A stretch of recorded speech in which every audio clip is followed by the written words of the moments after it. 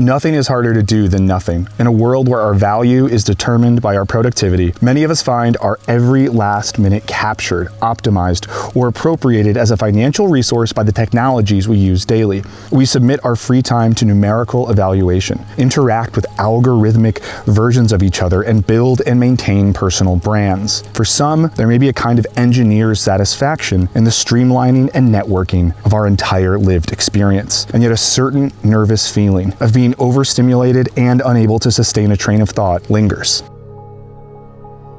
Those are the opening lines to the book How to Do Nothing by the author and artist Jenny Odell. It's a book I read when it first came out, I returned to recently, and a book that led me to the woods where I am today to try to take some of the book's advice, and I want to talk to you about that advice.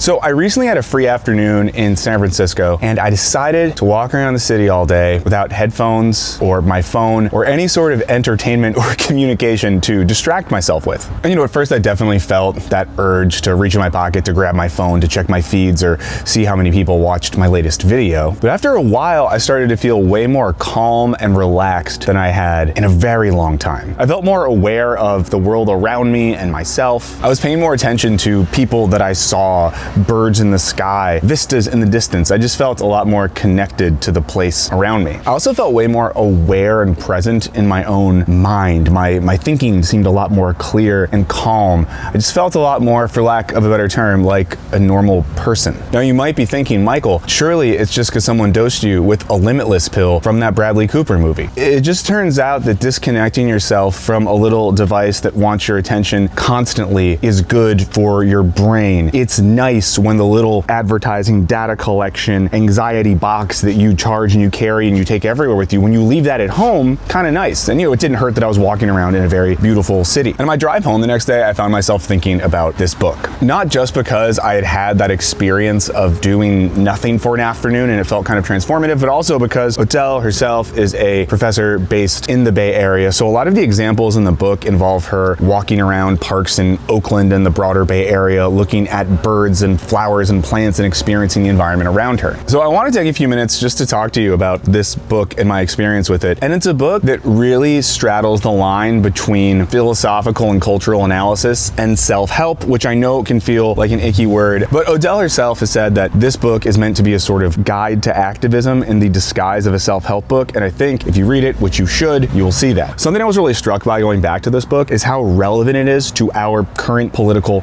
moment. And in particular, how it gives us a model for taking care of ourselves, for stepping back from work and technology and media, not just so that our brains feel better, but so that we can think about the world in such a way that we can change it. And this is something that she writes about all over the book. Odell writes, "But beyond self-care and the ability to really listen, the practice of doing nothing has something broader to offer us, an antidote to the rhetoric of growth." Our culture is one that wants novelty and growth, newness and expansion, infinite innovation at all costs. I mean, in other terms, we live in a world that's completely dominated by the logic of capital, but you know that. And if you didn't, I'm sorry to be the one to break you the news. This video is sponsored by Raycon. So speaking of doing nothing, I recently realized that I've been spending too much time listening to podcasts that were more like background noise to my life than actually teaching me anything. And I realized I could use the library to check out audiobooks. So now when I'm taking a walk to get groceries or doing the dishes, I spend my time listening to books. And I've been doing all this using my Raycon Everyday Earbuds Classic. And I found that for listening to audiobooks especially, these things are perfect and they help me avoid the overkill of lugging around massive studio style headphones. And because of the size of the carrying case, it's so easy to take these things with me wherever I go. I just put them on my jacket right there. Boom, now I got headphones. This makes it especially easy to take a break whenever I want to listen to a new book about neuroscience or check out the latest biography of Jerry Garcia. And because they're so affordable, it's easy to grab a pair of these that you can just keep around as the headphones that are always with you no matter where you go. Also, they got me this cool case too. I think it's like the ocean. I don't know. I like it. And the Everyday Earbuds Classic are loaded with all sorts of upgrades. They have active noise cancellation, multi-point connectivity so you can pair with two devices at once, and a really comfortable ergonomic fit so they're going to stay put no matter what you're doing. I mean, for example, they're not falling out. You know, seriously, see how sleek these things are? It's like I was born with these. And they have all types of really cool new colors. I'm a straightforward guy, so I went with black, but I do love that I was able to add some personality with the case right here, something that kind of fits my overall vibe. And they have a bunch of features that just make these really solid, everyday workhorse headphones. They charge quickly. All you got to do is charge these for 10 minutes to get 90 minutes of playtime. With the case, you're going to get up to 32 hours of battery life. And there's a thing called awareness mode, which I really like because if I'm listening to these while I'm at the grocery store or running errands, I can still hear what's going on around me. They come with an easy 30-day happiness guarantee. So if you don't love them, returns are easy and you have nothing to lose. These have become the headphones that I always keep on me, whether it's listening to audiobooks, catching up with new music, and yes, occasionally still listening to podcasts. Raycon is going big for Black Friday and Cyber Monday. Everything is up to 30% off. So just click the link in the description or go to buyraycon.com/Michael Burns to save on Raycon audio products site-wide. So why not order a pair of these as a gift to someone this holiday season? And doing so, you're saving money, you're supporting my channel. Everybody wins. So click the link in the description or head to buyraycon.com/Michael Burns to get up to 30% off during Raycon's Black Friday and Cyber Monday sale. So thank you so much to Raycon for sponsoring this video, and now let's get back to doing nothing.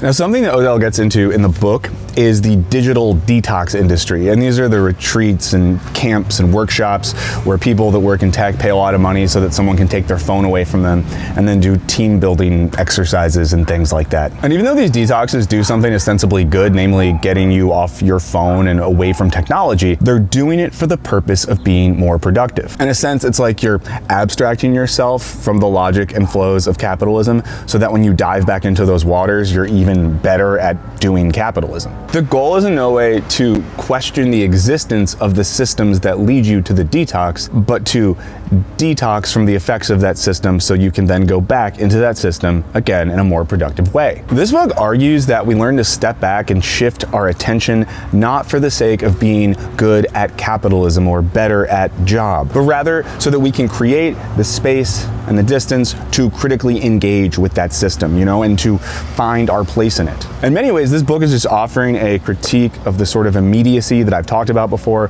that is at the heart of our modern world. To stand apart is to take the view of the outsider without leaving, always oriented toward what it is you would have left. It means not fleeing your enemy, but knowing your enemy, which turns out not to be the world, contemptus mundi, but the channels through which you encounter it day to day. It also means giving yourself the critical break that media cycles and narratives will not, allowing yourself to believe in another world while living in this one. She goes on to say, this other world is not a rejection of the one we live in. Rather, it is a perfect image of this world when justice has been realized with and for everyone and everything that is already here. To stand apart is to look at the world now from the point of view of the world as it could be, the future, with all the hope and sorrowful contemplation that this entails. So when we do nothing, you know, whether that's turning off our devices and going for a walk to look at birds, sitting outside with a cup of coffee and leaving our phone inside, or just being alone for a bit, we're standing apart from the immediacy of the world that we find ourselves in. A system that runs on our constant attention and reaction and consumption. And in that passage, Odell is encouraging us to create a sense of distance between ourselves and the world as it is, precisely so that we can allow ourselves to step back and believe that another world is possible while living in this one. And that's not a call for some sort of quasi-religious transcendence. Instead, she's arguing that we give ourselves the space to see what this world could be in the here and now. And Odell puts this in contrast to the sort of honing in and sense of hyper-attention that our political, economic, and media systems are constantly pulling us towards. By contrast, at its most successful, an algorithmic honing in would seem to incrementally entomb me as an ever more stable image of what I like and why. It certainly makes sense from a business point of view when the language of advertising and personal branding enjoins you to be yourself. What it really means is be more yourself, where yourself is a consistent and recognizable pattern of habits, desires, and drives that can be more easily advertised to and appropriated like units of capital. Now, in the system that we currently live under, it feels increasingly less important that we are people and more important that we define ourselves as brands. And that's because brands are what they are, with a distinct, unchanging, and discernible identity. And this logic can lead us to construct our own identities as brands, while also unquestioningly liking or disliking things because they have synergy or they don't have synergy with our specific brand identity. This could, of course, mean everything from how we dress to what music we listen to what political causes and candidates we support. And it's also worth noting that this sort of self as brand identity thing is happening across the political spectrum. Now, instead of the constant identity of the brand, Odell's book calls us to make room for ambiguity and contradiction, to slow down and remove ourselves from the reaction economy and embrace uncertainty and complexity. In many ways, Odell is arguing against a cultural logic in which we always have to have a take, an opinion, a critical reaction to a thing that has happened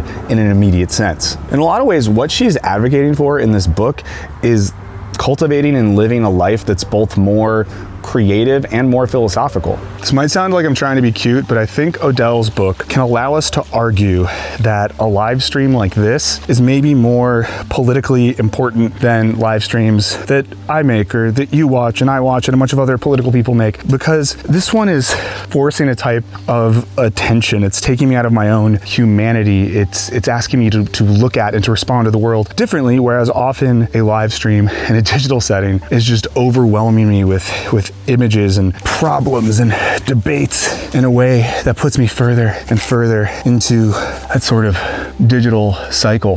Because when I learn to think about myself in relationship to place and nature, ideally I should then be able to think about my relationship to people and communities in ways that transcend myself and my interest and my, sometimes narrow framework for what reality is, what it should be, how we should understand it.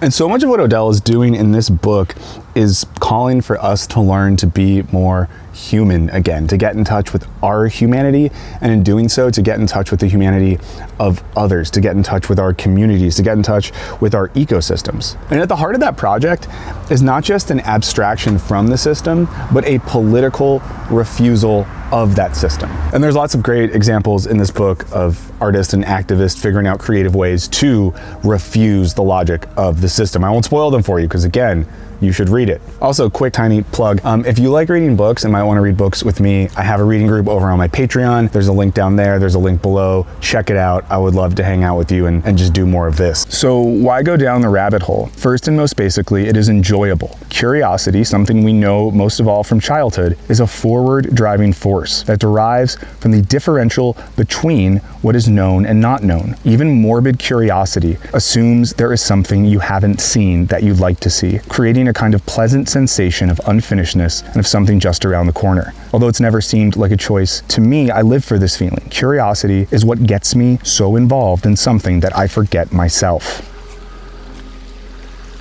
The feeling she describes of getting so involved in something that you forget yourself seems like the antidote to getting so consumed by the immediacy of the digital marketplace that you just completely lose yourself. The difference here is one between getting involved in a political, creative, or ecological cause to the point where you become part of something bigger than yourself. I actually talked about this in my last video, and being so caught up in individual consumption that you're nothing more than a being which consumes and produces data.